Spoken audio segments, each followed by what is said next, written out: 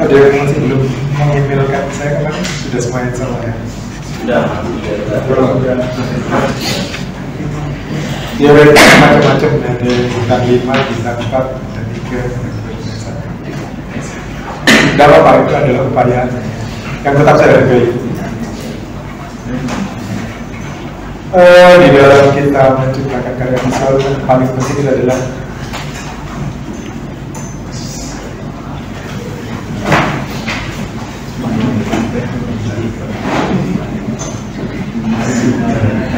itu ya, yang harus saya garis-garis.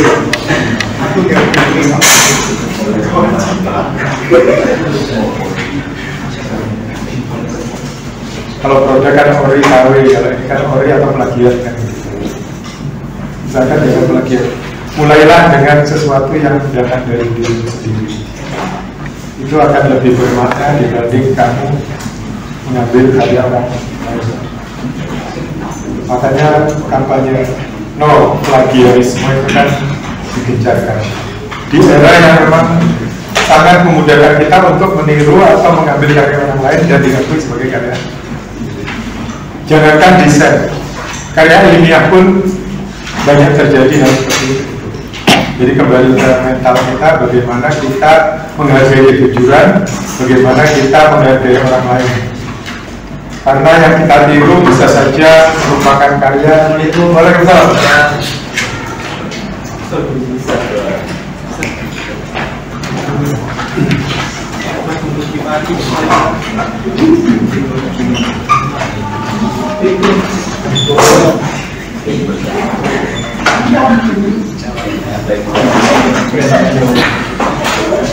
Bagaimana kalau karya itu ATM, amati tiru modifikasi?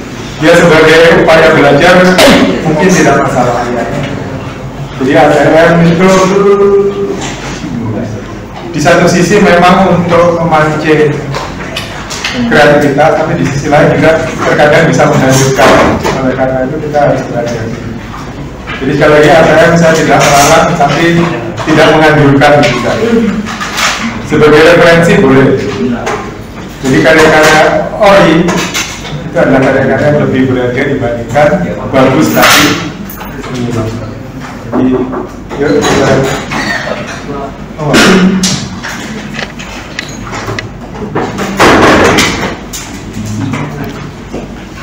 nah, bagaimana dengan kemiripan yang mungkin terjadi?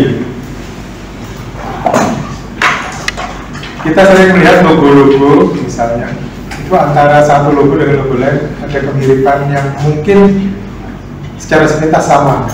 Seperti misalnya Airbus dengan Sinarmas, kalau kamu lihat itu dengan 3 lengkungan yang hampir sama. Kemudian logonya Kota Samarinda kalau nggak salah itu ada yang juga mirip, huruf A dan M berjembatan. Kalau gitu. Jadi banyak logo yang kalau kita lihat sepintas itu sama. Selama tidak disomasi mungkin tidak masalah. Kalau sudah terjadi tuntutan itu bisa bermasalah. Oleh karena itu saya selalu menekankan menciptalah secara original. Kesempatan meniru banyak, kesempatan mengambil karya orang lain tidak banyak, dan itu sangat memungkinkan. Di dalam desain usahakan jadi orang yang punya prinsip, jangan sampai sekali-sekali meniru karya orang lain. Mirip secara kebetulan itu sah-sah saja, dan kalau kita sadar bahwa apa yang kita ciptakan ternyata ada itu lebih baik kita eliminasi, kita singkirkan saja.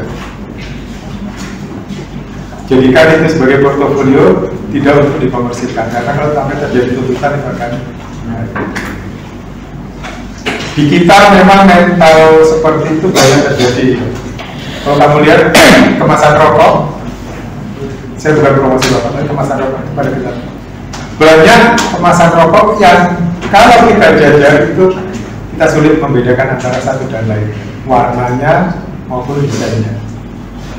Ya, jadi ada Sampurna A hijau misalnya, ada perisai, ada parisai, sama. Biasanya yang menderita adalah rokok kelas menengah ke bawah, yang memang diedarkan bukan dengan harga yang tinggi. Saya nggak tahu sekarang rokok seperti Sampurna Mil itu berapa satu pak? Sampai 30.000 ya? Yang berapa pak? Nanti kalau saya coba beli nanti khawatir ketagihan. Saya sudah meninggalkannya sekian puluh tahun yang lalu dan sampai sekarang tidak ingin mengulang karena sudah tidak enak lagi. Kayaknya di sini masih ada yang ahli hisap. Aromanya terasa. Dulu saya biasa merokok sehingga asap rokok itu seperti biasa saja. Tapi sekarang karena ada merokok ya, ada orang beraroma rokok itu pasti tahu. Sehingga tidak bisa dibohongi. Saya punya anak tempat saya rokok aja, tidak bisa ditipu karena beda. Tuntutan saya bukan pengen sehat karena sudah tua, tapi karena tidak enak. Tidak enak rasanya rokok sudah. Kalau masih enak mungkin saya masih merokok juga sampai sekarang. Dan juga ada enak untuk kantor. Pernah mendengar istilah ini ya di dalam komposisi? Atau istilah bahasa Inggrisnya balance. Kita kenal keseimbangan simetris dan asimetris. Kira-kira menurut kamu yang paling mudah itu membuat keseimbangan simetris atau asimetris? Sudah simetris ya. Tapi simetris juga harus hati-hati, kalau tidak bisa variatif nanti akan menjadi monoton. Nah, prinsip-prinsip keseimbangan kemudian ada lagi kesatuan simetris.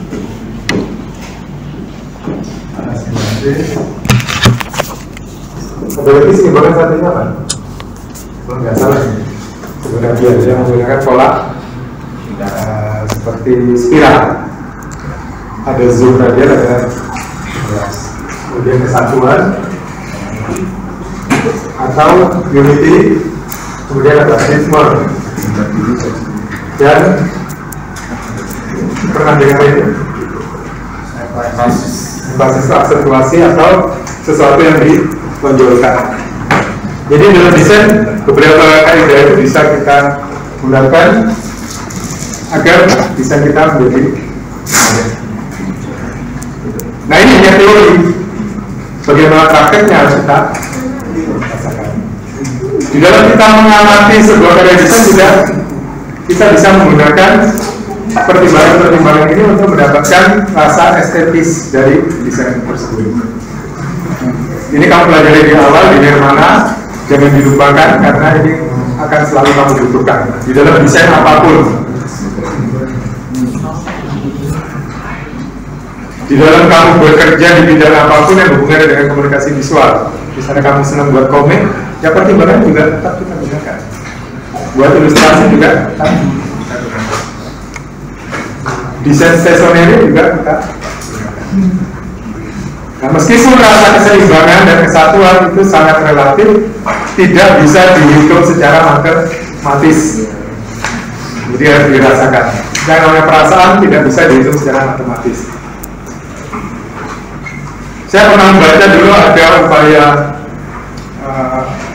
ahli matematika kalau nggak salah ingin membuat hitung-hitungan bagaimana supaya komposisi itu betul-betul seimbang secara matematis, dan menurut saya terlalu rumit. Jadi harus kita lebih banyak menggunakan perasaan, dan kita tahu bahwa banyak tata aturan yang bisa kita gunakan. Yang misalnya salah satunya adalah golden ratio atau rule of third, di mana misalnya objek kita tempatkan di sepertiga bagian dari bidang komposisi. Ya, itu adalah kaidah pegangan yang mudah-mudahan bisa menuntun kita. Jangan dilupakan itu. Biasanya kalau kita sudah mulai bekerja itu baru terasa hasilnya kok tidak enak dilihat ya, pasti ada yang kurang seimbang atau kurang banyak. Ritme itu adalah perulangan bisa terjadi dari bentuk yang sama, bentuk sama, ukuran sama, warna sama. Tapi bisa juga perulangan itu terjadi pada bentuk yang sama, ukuran yang berbeda, sehingga terkesan seperti gradual. Jadi misalnya seperti ini, kalau kita membuat perulangan ini contoh. sederhana saja. Ini bentuknya kurang lebih sama, tapi misalnya tebal tipisnya berbeda sampai semakin kecil, ini akan terlihat semakin perulangan juga, ritme. Jadi dengan mengulang bentuk itu akan terjadi kesan perulangan atau ritme. Variasi akan bisa kita rasakan apabila kita bisa bermain dengan perbedaan ukuran dan perbedaan warna. Kalau warna mungkin dari merah ke arah kuning. Jadi kalau di software vektor itu kita blend warna ungu, warna merah, akan terjadi proses perubahan warna secara gradual atau kesannya seperti gradasi warna atau gradient. Ingat istilah gradasi bukan degradasi. Kalau degradasi itu PSSI, kalau gradasi itu warna.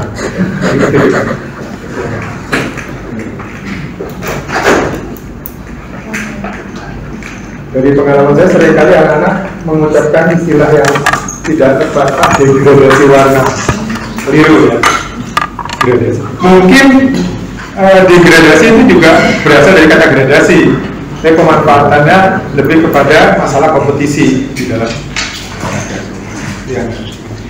Nah dari prinsip-prinsip ini yang juga tidak perlu, yang juga jangan kita lupakan adalah bagaimana agar informasi itu bisa secara berurutan dilihat dan dipahami atau yang dikenal sebagai hierarki visual. Ada yang disebut dengan hierarki visual.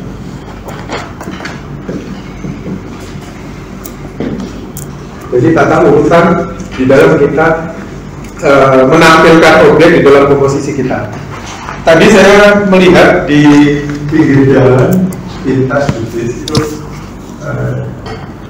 ini kebetulan tahun politik, ini capres, ini caleg.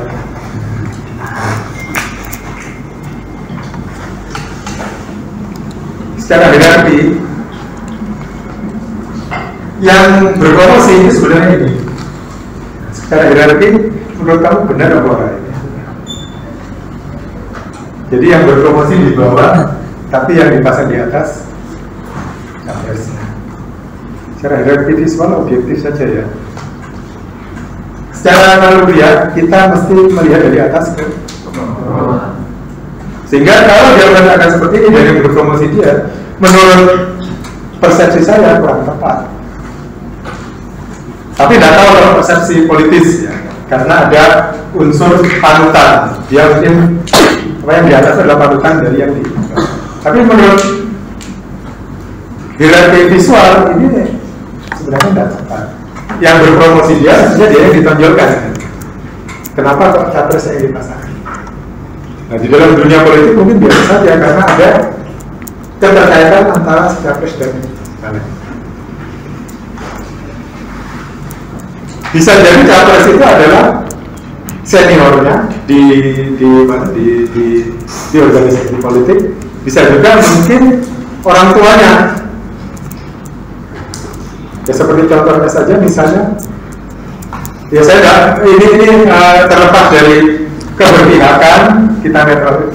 Misalnya Bu Puan Maharani berpromosi, tapi masih ada foto Bung Karno dan Bu Mega di atasnya. Hierarki visualnya kan mestinya yang berpromosi adalah Puan Maharani-nya kan. Tetapi kenapa kok ada Bu Mega dan Bung Karno? Secara desain itu enggak. Kalau kita lihat dari hierarki visual. Nah bagi kita orang awam mungkin merasa karena dia tidak pede. Nggak orang baik, nggak orang ibu dia tidak pede. Itu banyak terjadi, itu banyak terjadi. Semua partai politik seperti itu. Ada caleg daerah yang mempromosikan dirinya, tapi ada ketua partai ditampilkan fotonya. Padahal kan tidak ditampilkan juga tidak apa-apa. Toh yang tahu kalau dia ketua partai pasti orang-orang yang memang kenal dengan partainya. Orang lain kan tidak seperti saya kan tidak. Tapi yang tadi contohnya saya, kebetulan juga tahu sih orang apa. Tapi yang di bawah tidak tahu. Jadi sebenarnya mereka ingin berpromosi, biar diketahui orang, tapi justru membuat mereka tidak diketahui karena pamor dari capresnya. Nah, ini sekedar analisa dari hierarki visual di dalam desain. Jadi dari rumah saya tadi sudah lihat sedikit menyinggung masalah hierarki visual, apa di jalan melihat ini. Jadi bisa jadi contoh yang menarik, sekalipun menurut tata letak atau hierarki visual di dalam desain komunikasi visual tidak tepat, tapi di dalam desain komunikasi visual untuk politik mungkin itu tepat. Nah, ini ada hubungan dengan masalah etika visual. Mungkin di dalam etika visual mereka memang berlaku seperti itu. Bayangkan kalau saya capresnya di bawah, calegnya di atas. Barangkali itu, saya juga kurang tahu, karena saya tidak pernah, dan insya Allah tidak akan pernah mau tahu politik.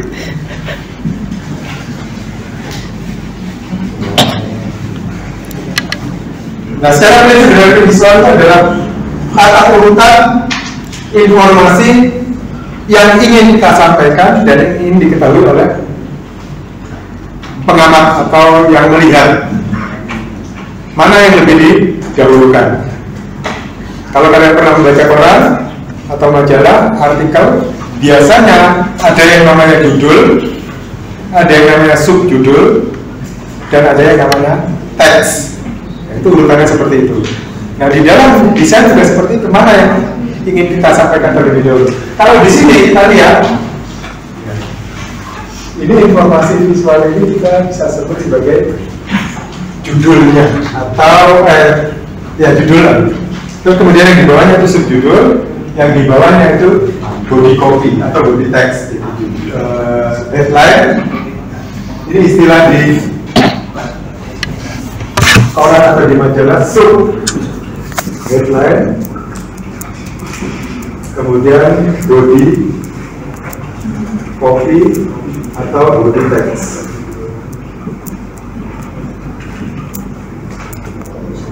Di brosur atau di poster juga ada demikian ya. Ada judul, ada subjudul, kemudian ada body copy itu teks yang panjang. Kalau di baliho mungkin tidak diperlukan, karena baliho orang membacanya sambil lewat. Di spanduk juga mungkin tidak diperlukan, karena dipasang di pinggir jalan dan orang membacanya sambil lewat. Body copy teks yang panjang biasanya masuk di dalam brosur.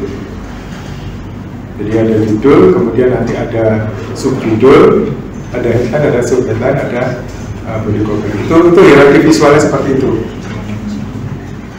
Nah, kebiasaan kita atau memang norma yang berlaku kita kalau kita membaca itu pasti dimulai dari atas ke bawah. Maka jika ada orang membuat tulisan atau publikasi yang menuntut kamu membaca dari bawah ke atas, itu pasti tidak akan nyaman.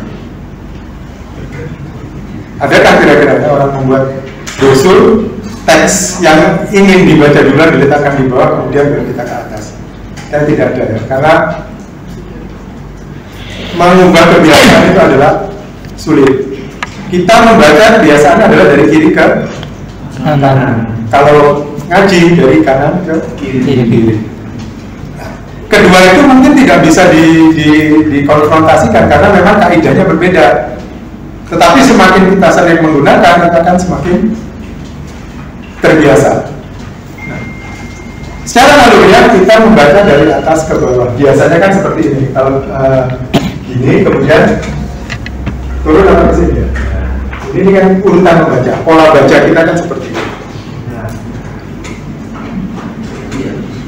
apakah bisa kita ubah?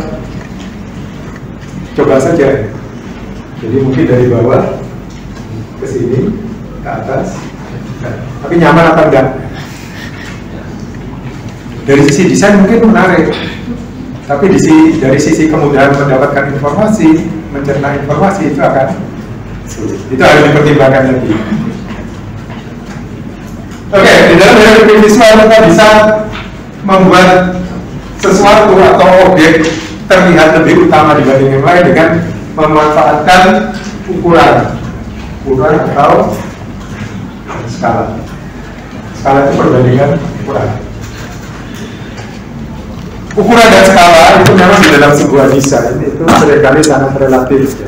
Mana besar, mana kecil, mana lebih menonjol, mana tidak, itu tergantung interaksi visual yang ada di dalam desain tersebut. Jadi saya menyebutnya ada unsur interaksi visual. Apa interaksi visual itu? Bahwa setiap objek di dalam desain itu paling memiliki kemampuan untuk saling mempengaruhi pandangan mata kita. Makanya muncul kesan keseimbangan, kesan kesatuan itu karena ada interaksi visual antara satu objek dengan objek yang lainnya di dalam sebuah komposisi. Di dalam yang mana, pada saat kamu mengkomposisi, itu pasti akan muncul interaksi visual antara satu objek dengan objek lainnya.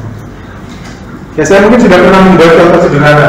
Kalau saya punya bentuk seperti ini, secara definitif kamu menyebutnya apa? Dia masih merupakan objek tunggal di bidang ini, sehingga interaksi visualnya hanya garis ini terhadap papan, dan kamu akan menyimpulkan itu adalah sebagai huruf C, huruf L, atau lengkungan. Belum ada interaksi visual dengan objek yang lain, sehingga definisinya sesuai dengan interaksi visual yang terjadi pada saat ini. Tapi kalau saya tambahkan dua titik di sini, interaksi visualnya sudah berbeda, kesimpulannya sudah berbeda. Nah, itu yang saya maksud interaksi visual. Apa yang kita rasakan di dalam melihat komposisi, di dalam menciptakan, itu karena adanya tarik-menarik dan interaksi antara satu objek dengan objek lainnya, satu garis dengan garis lainnya, satu bidang dengan bidang lain, satu warna dengan warna lainnya. Itu interaksi. Munculnya kesan kontras itu karena ada interaksi antara satu warna yang berhadapan di dalam lingkaran warna. Jadi misalnya warna hijau dengan warna merah, itu terjadi interaksi antara hijau dan merah dan memunculkan kesan kontras. Ya, bisa dipahami ya soalnya yang dimaksud dengan interaksi visual. Jadi ukuran juga demikian. Ukuran dan skala itu bisa jadi relatif, tergantung dari bidang di mana dia berada dan objek-objek yang ada di sekitarnya. Sesuatu yang kita misalnya dalam komposisi kita buat lebih besar, maka pandangan mata pertama kita pasti ke sini, baru kalau misalnya seperti ini, pandangan mata kita pasti dari sini baru. Sehingga ukuran itu bisa menentukan mana yang lebih dulu kita inginkan untuk dipahami atau dilihat. Insya mudah ini, nanti di dalam komposisi sambil menciptakan, sambil dirasakan pasti akan bisa. Jadi hierarki ini adalah tata urutannya. Karena biar bagaimanapun informasi itu harus saling berurutan untuk mudah memahami. Memang terkadang ada juga informasi yang awal kita ingin ketahui, split atau kita skip, kemudian kita langsung ke informasi berikutnya. Karena kita anggap bahwa informasi awal, informasi kedua mungkin tidak begitu penting, langsung ke ini. Misalnya ada acara, ada event, kamu ingin langsung lihat harga tiketnya, biasanya kan begitu, berarti kan kamu skip informasi yang lain. Tetapi di dalam proses desainnya, proses penyajian publikasinya tetap mengikuti urutan hierarki visual. Kemudian yang berikutnya, warna. Biasanya dihubungkan dengan kekontrasan warna. Warna yang kontras, jadi misalnya kuning di atas hitam atau kuning di atas ungu, itu akan bisa tampak terlebih dahulu atau terbaca terlebih dahulu. Jadi memanfaatkan kesan kontras atau impresi kontras dari perpaduan warna yang ada di dalam komposisi. Ya, seperti yang pernah saya katakan bahwa apa yang kamu rasakan di dalam melihat warna itu tidak bisa sekedar dipelajari secara teoritis, harus dirasakan, betul-betul dicoba. Teori banyak menuntun kamu, teori, buku-buku juga banyak. Tetapi bagaimana kamu merasakan itu butuh dilatih. Practice make perfect. Semakin sering berlatih, semakin bisa sempurna. Meskipun yang namanya sempurnanya manusia itu tetap ada keterbatasannya. Kita tahu bahwa manusia selalu penuh dengan kekurangan. Duit 500.000 ya kurang, 1 juta juga kurang. Makanya manusia itu adalah makhluk yang selalu kurang. Betul kan ya? Iya. Kiriman itu mungkin rata-rata di atas 1 semua ya. Saya tahun kamu belum lahir, kiriman saya itu cuma 50.000 uang bulanan di Malang. Kosnya 10.000, kemudian 40 itu untuk angkot, angkutan kota, untuk makan. Tapi saya masih bisa menyisihkan waktu itu, menyisihkan agar nanti pada saat lebaran bisa mudik. Jadi bisa pulang naik pesawat atau naik kapal laut. Padahal kiriman cuma 50.000 kan sehari habis lagi. Atau kurang. Ini ya memang sudah beda generasi, tapi saya pikir nilai mata uang pada saat itu teman-teman saya yang kirimannya di atas 200 juga banyak. Makanya saya kaget pernah ada kiriman Wesel, dulu pakai Wesel, kamu udah kenal ya. Wesel itu pengiriman uang melalui pos 500.000 paket sebenarnya. Saya 50.000 aja cukup, 500.000 berarti kan. Nah, tapi beda strata ekonomi. Kemudian yang berikutnya adalah tipografi. Tipografi ini bukan sekedar menciptakan huruf, tapi bagaimana kita memanfaatkan huruf supaya bisa menjadi menonjol di satu sisi dan ada urutan kedua di sisi yang lain. Jadi mana huruf yang ingin kita utamakan atau informasi yang kita utamakan kita main di dalam tipografi. Mungkin informasi utama kita bold, informasi berikutnya kita buat normal, atau mungkin informasi utama kita buat italic, informasi berikutnya kita buat biasa normal. Tipografi ini penting karena apa? Karena dari bagaimanapun informasi verbal itu adalah hal yang juga sangat dibutuhkan di dalam desain komunikasi visual. Menurut struktur mata kuliah, insya Allah semester ini kamu juga menempuh tipografi. Saya nggak tahu apakah tipografinya sudah digital atau masih manual.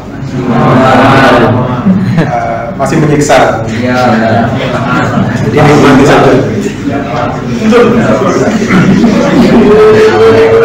Meskipun di satu sisi kadang-kadang kita berpikir, wong sudah era digital kok masih manual.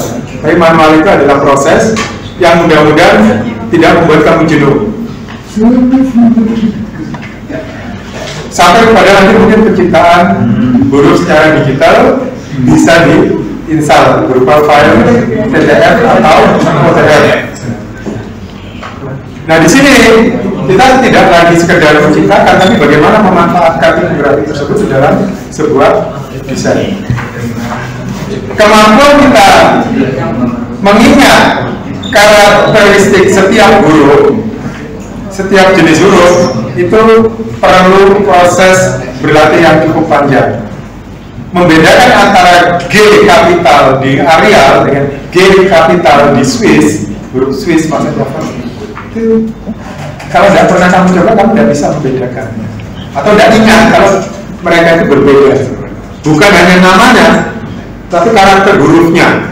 Jadi kalau G di Arial itu setahu saya G, kalau G di Swiss kalau nggak salah.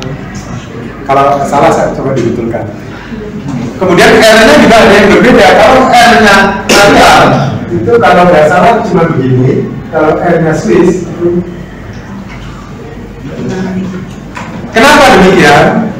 Karena setiap huruf, setiap jenis huruf itu memiliki nilai estetis yang berbeda-beda, rasa yang berbeda-beda, sehingga kemampuan kita mengingat karakteristik setiap huruf di dalam jenis font tersebut itu adalah penting. bukan untuk dihafalkan. Ya, kalau dihafalkan, sekarang jumlah font yang ada di dunia ini berapa juta. Kamu hafalkan nanti mabuk sendiri ya, mabuk font ya. Oleh karena itu, yang penting dicoba, dilihat, dan diingat. Futura itu bagaimana hurufnya, kemudian tahoma itu bagaimana, kalibri itu bagaimana, itu semua membawa rasa. Jadi bentuk-bentuk huruf di dalam setiap jenis font itu membawa rasa di dalam sebuah desain. Pemanfaatannya itu kita sebut sebagai tipografi. Kemudian ada yang disebut dengan yang namanya legibility dan apa? Legibility. Bedanya apa? Legibility dan readability.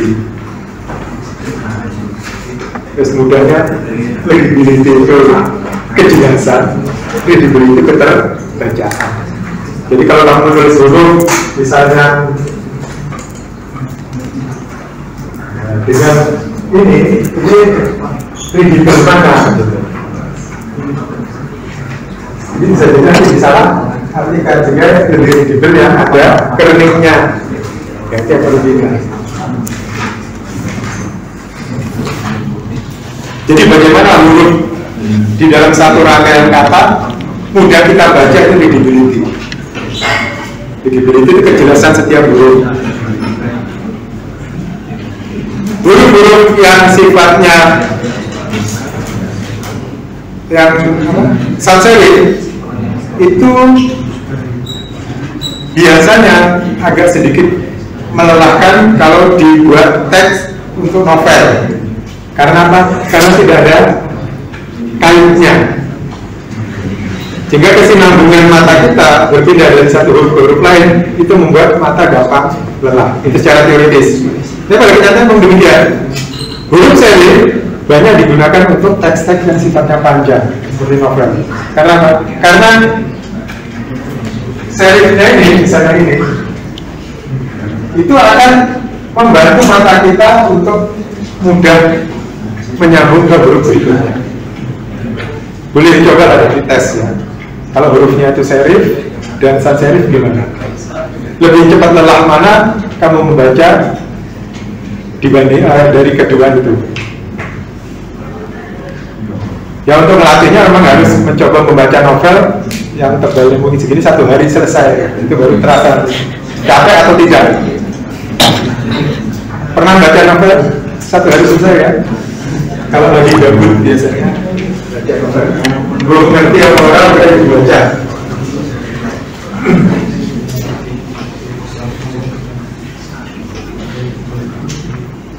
Yang berikutnya ruang kosong. Ruang kosong atau white space.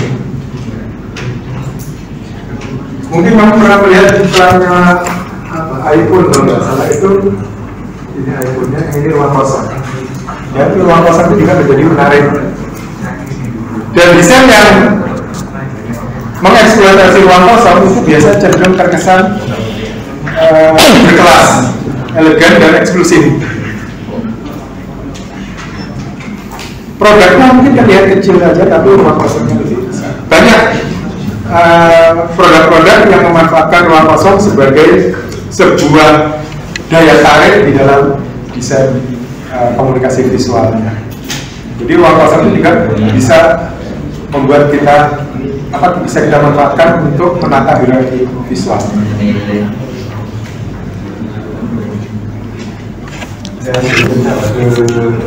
Ini kan the rule of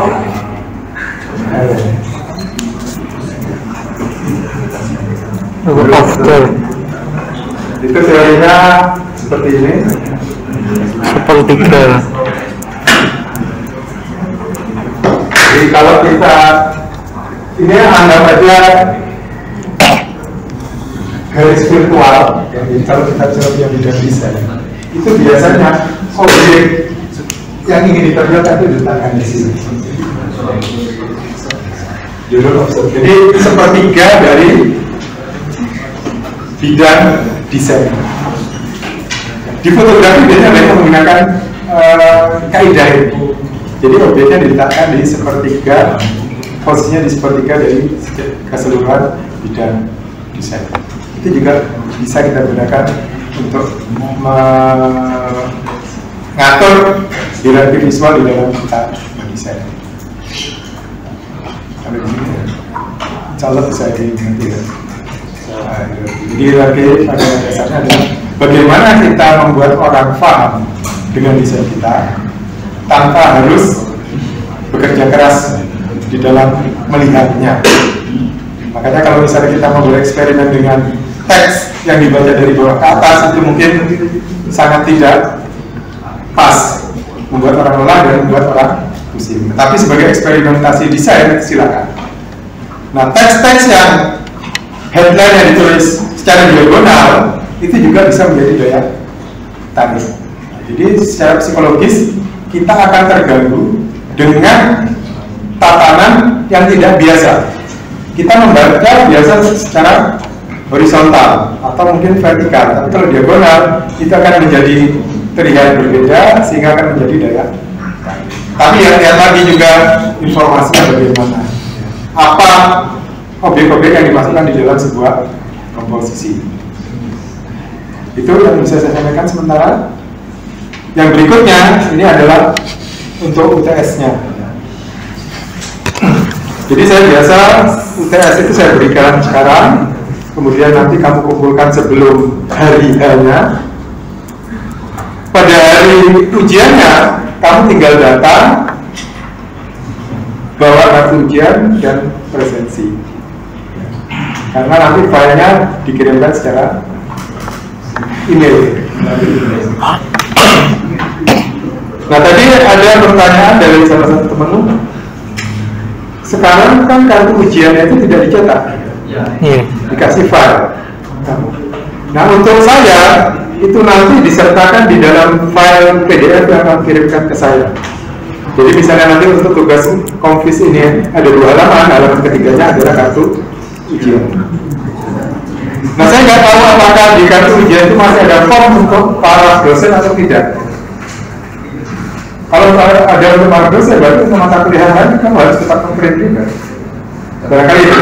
Tapi kalau enggak, berarti cukup disertakan di file PDF. Oke, ini prosesnya.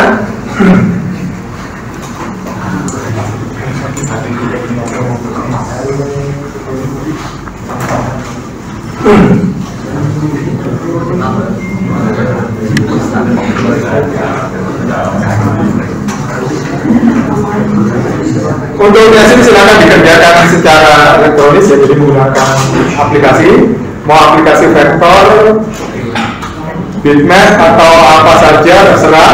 Yang penting hasilnya nanti file akhirnya adalah PDF.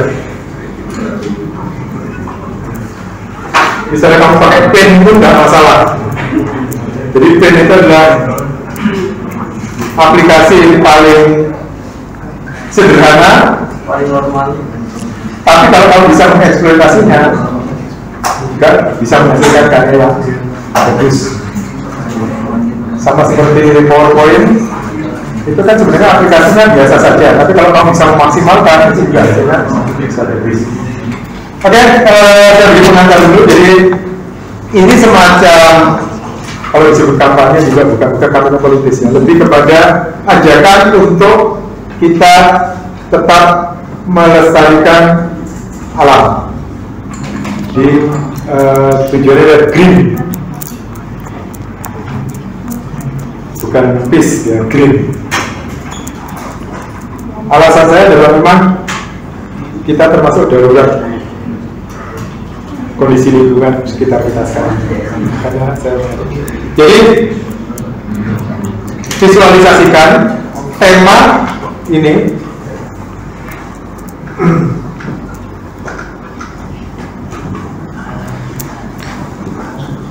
Ini bukan rokok kan? Ya kalau nggak salah ada rokok kan alami ya. Ini temanya. Alam ikan, alam Bahasa Inggrisnya apa? How naturally my nature. Apakah alam ini sudah natural? Apa sudah alami? Ini temanya, tapi nanti terserah kamu mau mengembangkannya menjadi headline tersendiri. Tapi intinya adalah pelestarian alam. Green.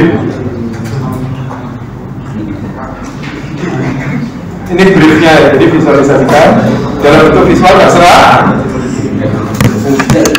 Ilustrasinya boleh vektor, boleh bitmap, boleh hasil fotografi atau hasil montase dari beberapa foto yang penting mewakili tema ini.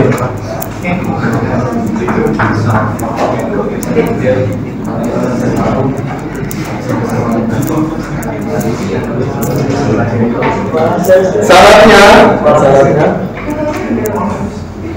muatan gambar maupun kata-kata atau pesan usahakan yang santun, beretika, tidak terlalu menggurui. Walaupun ini ajakan, sekali lagi, santun, beretika, tidak menggurui. Maksudnya apa? Tidak memaksa orang untuk mau mengikuti ajakan kamu atau seruan kamu.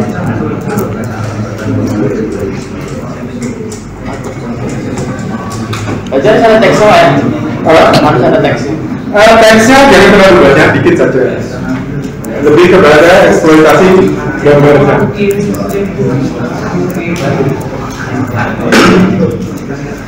Yang berikutnya boleh ada sedikit unsur humornya.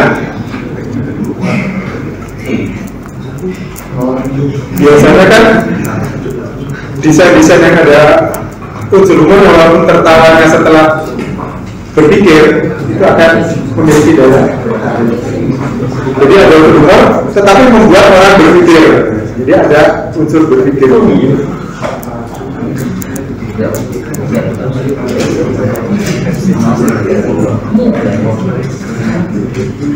Nah yang tidak kalah penting harus original karya. Kalau misalnya kalian mau mengambil image atau foto dari sumber-sumber yang ada di internet, tolong disertakan informasinya di bawah. Jadi misalnya gambar satu, kamu kasih keterangan sumbernya www biar tahu.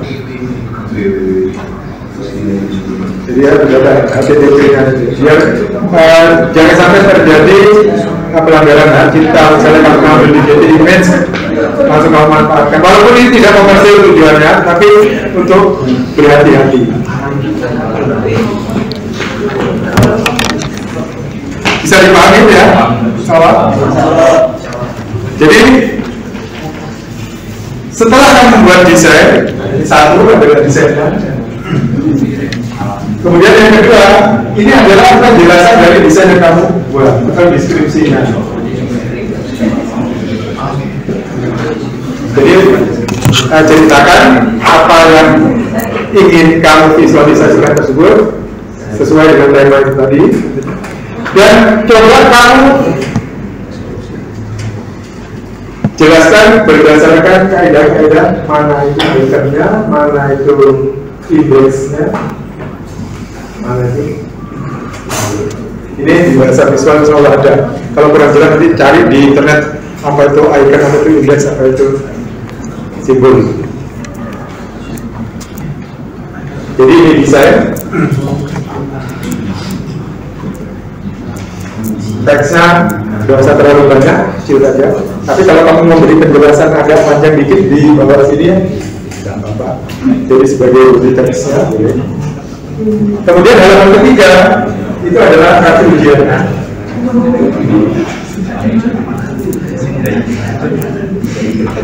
Jadi nanti filenya adalah udah skripsi ini ikut aja. Iya.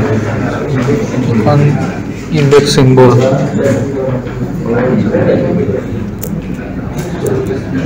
Kemudian deadline-nya adalah hari Sabtu tanggal 20 Mei jam 11 siang. Jadi Sabtu 20 Mei 2023 jam 11 pagi. Jam 11 pagi. 11 masih pagi ya? Menjelang siang. Tanggal 20 Mei Sabtu. Jadi nanti Senin ini kalau kamu datang ke sini hanya untuk tanda tangan presensi. Kalau kamu bisa datang lebih pagi, bareng sama yang kelas pagi untuk tanda tangan tidak apa-apa. Tapi kalau nggak bisa ya tetap sesuai dengan jadwal. Absen saja untuk hari Seninnya, karena ini kan sudah tugas. Saya ingatkan lagi, jangan lupa memberi nama filenya sesuai dengan nama mahasiswa. Nama mahasiswa, kelas, name, UTS. Jadi tugas yang kemarin itu masih ada juga yang tugas office gitu saja. Jadi di emailnya dia itu nama misalnya Agus,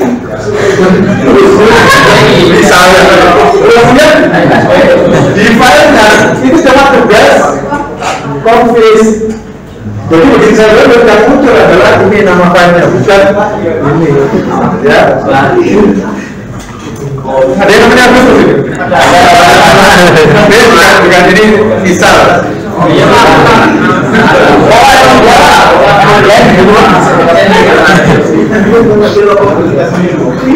Masa biasa dari gitu. Kan kalau saya klik download, otomatis yang masuk folder adalah yang di download, bukan nama pengirim email. Jadi masih banyak itu. Reprografikan juga begitu, komplis juga begitu. Coba dicek lagi nanti kalau misalnya ternyata nama file masih belum nama itu dikirim ulang. Bisa dipahami ya? Biasanya besok sudah ada yang ngirim biasanya. Biasanya begitu. Kan sesuatu yang sangat memberi kejutan itu juga sebenarnya. Abdul Aziz, Ahmad Izan, Agus Rahman, Agus Hilman,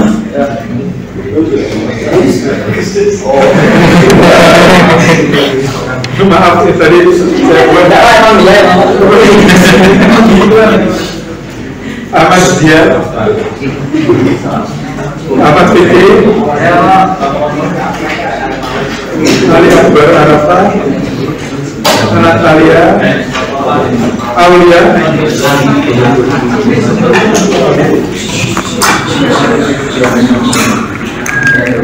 Yogas Galan, Christian, Eldon, Elsadel, Eredita, Fatimah, Febriano, Felix, Fergidion, Fikri,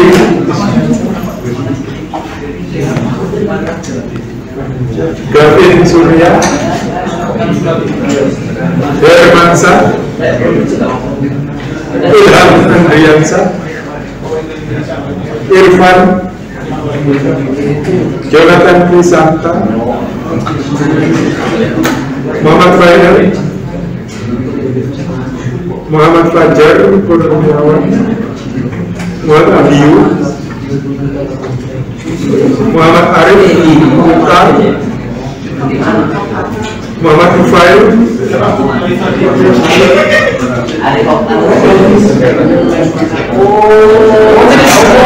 Muhammad Nur Ramadan, Muhammad Rizal, Saiful Wirda, Odoritus, Radela, Raffi Dioga, Revi Gardapa, Rizal Zulmi, Tinggi Maulana, Tiara Window, Yoris. Sementara itu yang bisa disampaikan, mudah-mudahan diberi pelajaran. Terima kasih. Assalamualaikum warahmatullahi wabarakatuh.